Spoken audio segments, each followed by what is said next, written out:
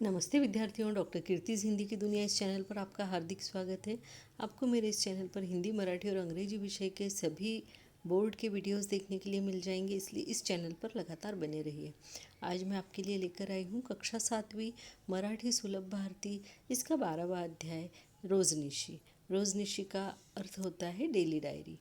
और आज हम इसके स्वाध्याय को देखने वाले हैं। आइए हम शुरू कर देते हैं स्वाध्याय। इसके अंतर्गत सबसे पहले आपको शब्दार्थ दिए हुए हैं, देखते हैं। रोजनिशी मीन्स दैनंदिनी या फिर डेली डायरी। या निमित्ताने यानी इस कारण से, फॉर दिस रीज़न। साजरा करणे यानी मनाना, टू सेलिब्रेट। कार्यक्रम मीन्स प्रोग्राम। वेशभूषा यानी पहनावा, कॉस्ट्यूम।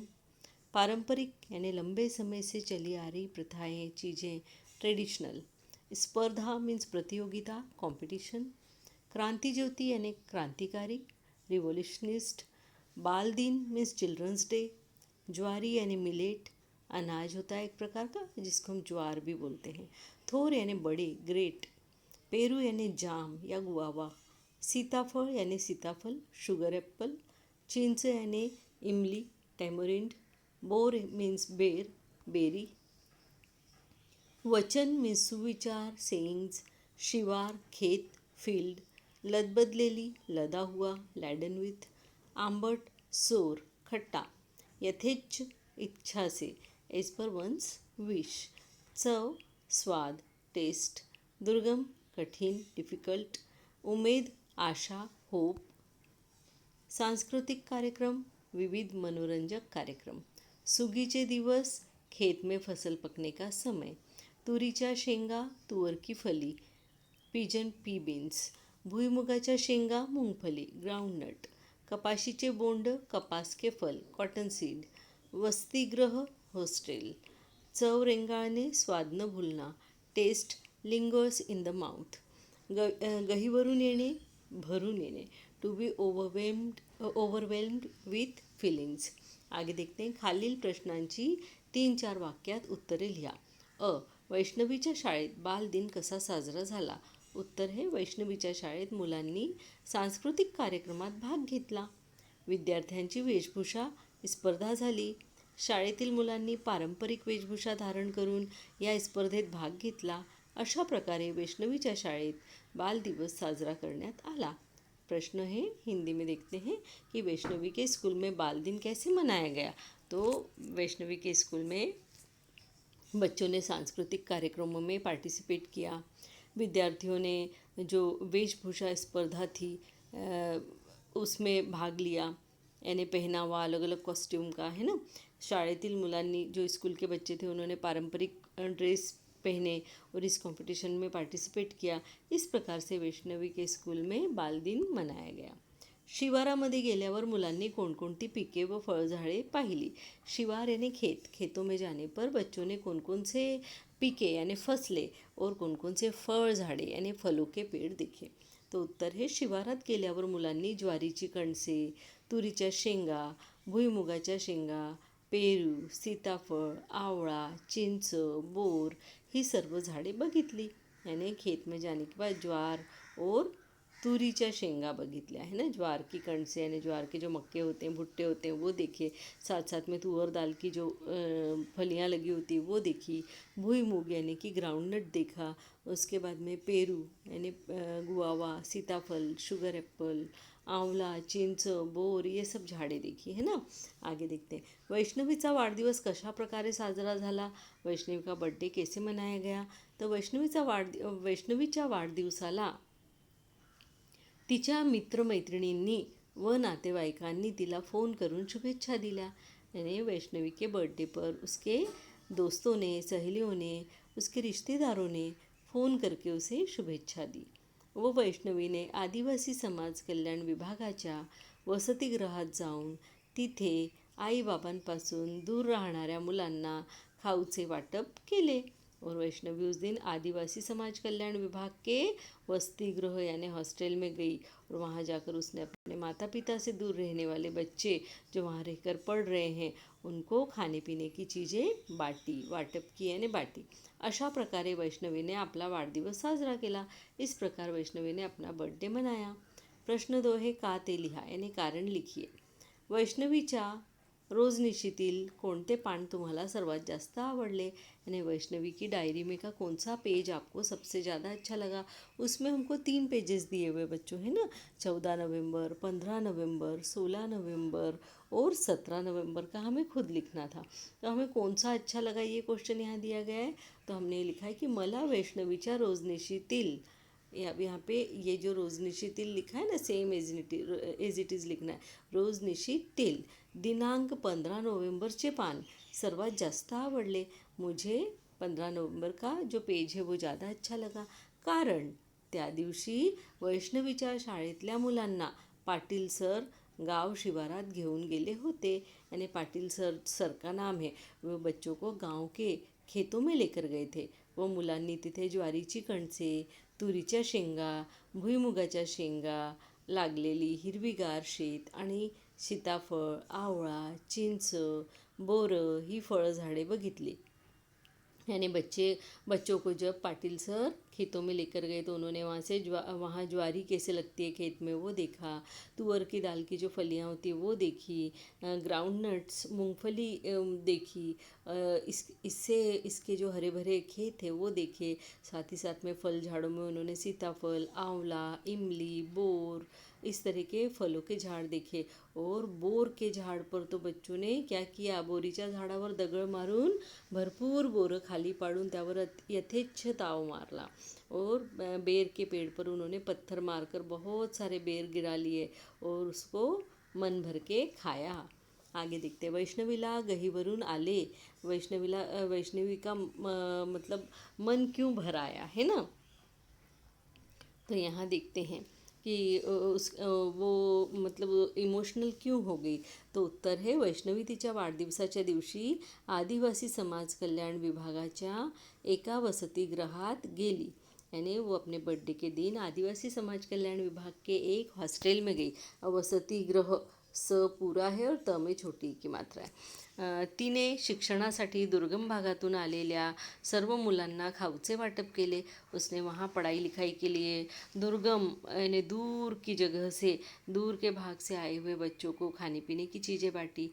त्या मुलांना शिक्षणासाठी आई वडिलांपासून दूर राहत असलेलं बघून तिला गहीवरून आले। उसने देखा कि ये बच्चे पढ़ाई लिखाई के लिए अपने माता पिता से दूर रहकर यहाँ पढ़ रहे हैं। ऐसा देखने के बाद उसका मन भर आया। आगे देखते हैं, विचार करा आणि सांगा, रोजनिशी का लिहावी? रोजनिशी लिहिण्याचे काय फायदे होणार असे तुम्हाला वाटते? यानी रोजनिशी क्यों लिखना चाहिए और उसको लिखने से क्या फ़ायदा होगा, ऐसा तुम्हें क्या लगता है, इसको लिखिए। तो उत्तर में हमने लिखा है, रोजनिशी लिहिल्याने आपल्याजवळ महत्त्वाच्या गोष्टींची नोंद नेहमीसाठी राहते। जब हम अपनी डायरी लिखना शुरू करते हैं तो जो भी इम्पोर्टेंट बातें होती है वो लिखी हुई हमारे पास हमेशा के लिए रहती है। रोजनिशी लिहिलेल्या गोष्टी आपण कधीही वाचू शकतो।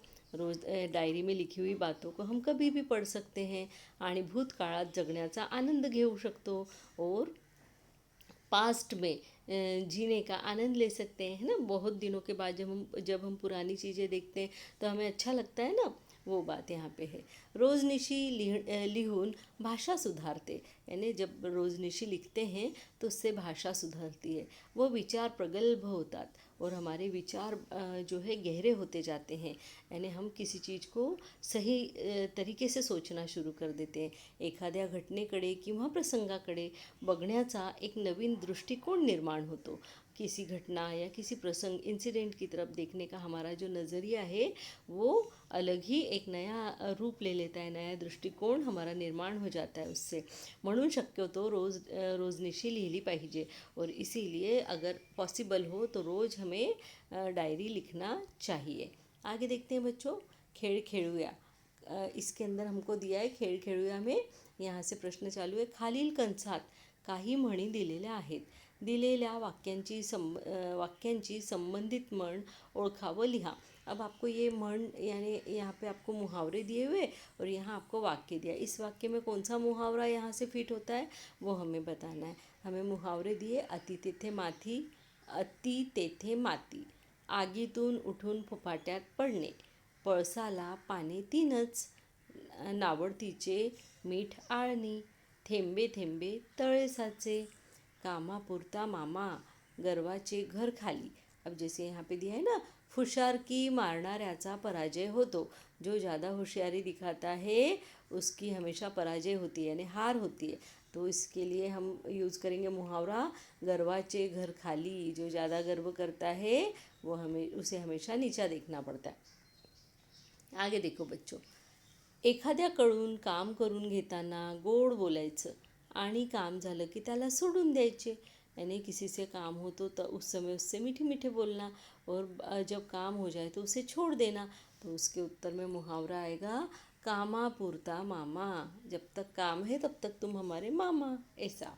आगे देखो, सगळीकडे परिस्थिती समान असणे, सब दूर परिस्थिती एक जैसी होना। यानी पळसाला पाने तीनच, यानी पलाश के पेड़ में जो पत्ते लगते हैं वो तीन ही लगते हैं ना, उसके पत्तों का जो गुच्छा होता है उसमें तीन पत्ते रहते हैं, ऐसा।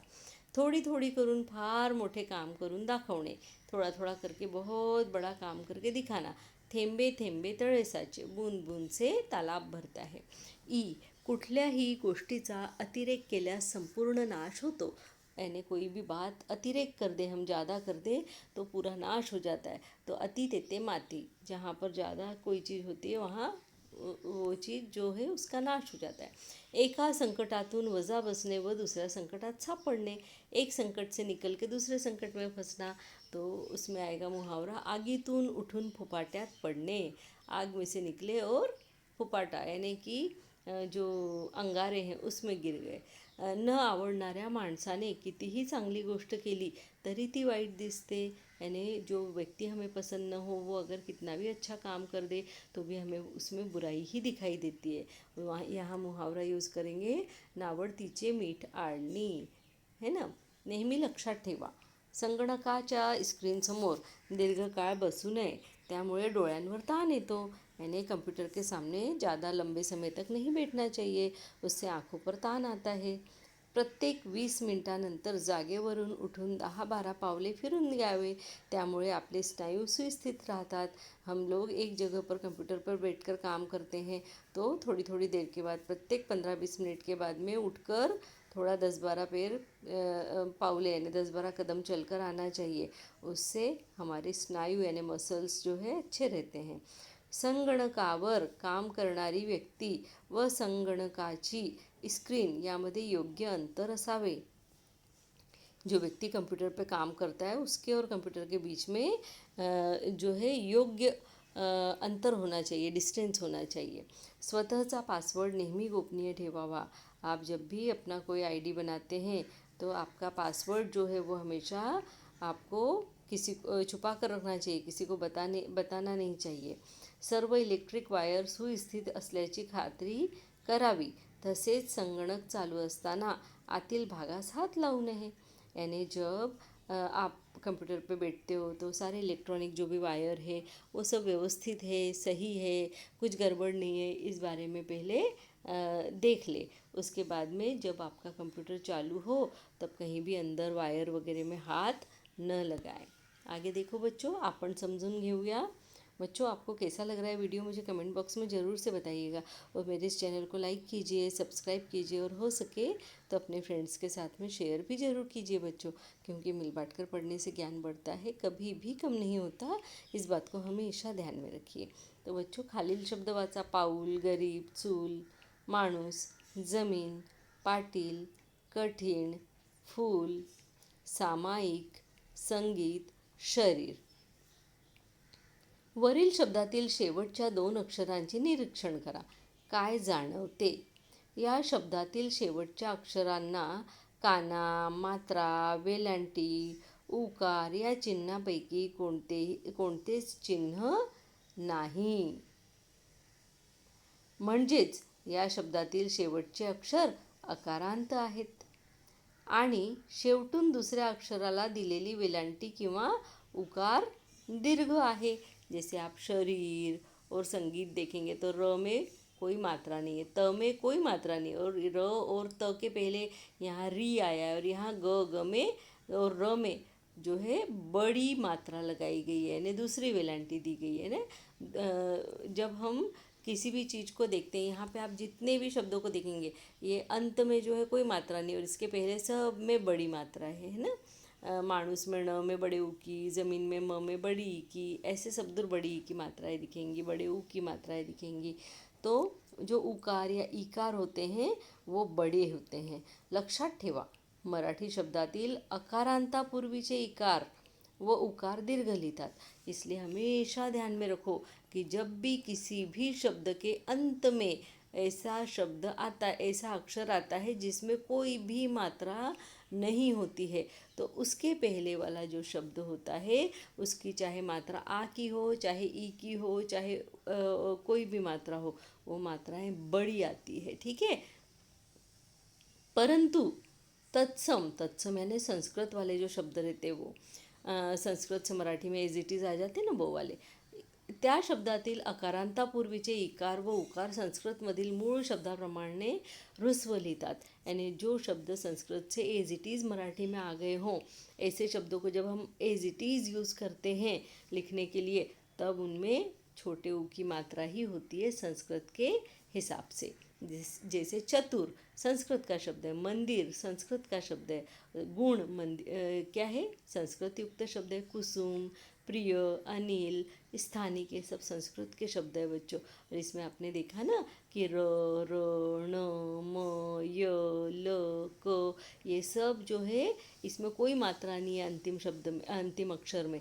इस फिर भी इसके पहले वाले जो अक्षर है, जैसे न, ये प्र, ये सु, ये ग में उ की मात्रा, गु, फिर ये दी, फिर त में उ की मात्रा तू, ये सब जो है छोटे हैं। तो यहाँ पे हमको ध्यान रखना है, संस्कृत से एज इट इज़ आए हुए शब्दों की मात्रा छोटी रहती है अंत वाले में अगर कोई मात्रा न हो तो, और अदरवाइज़ वो बड़ी रहती है। तो विद्यार्थियों, आपको ये वीडियो कैसा लगा मुझे बताइएगा ज़रूर से। मिलती हूँ आपसे फिर से किसी अच्छे से वीडियो में। तब तक के लिए धन्यवाद। नमस्ते।